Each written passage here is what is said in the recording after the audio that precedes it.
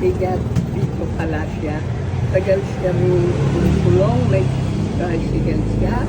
Kaya naman matay. Nakita niya ko na lang tutulog. May tindahan siya sa loob. Dili.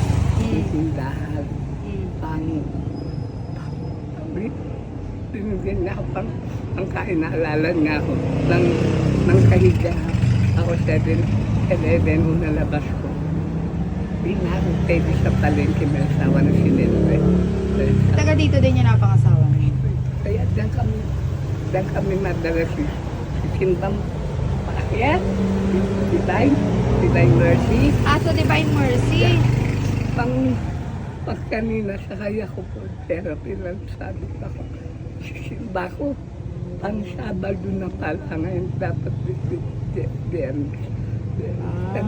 Nakapangpasalamat ko pang buhay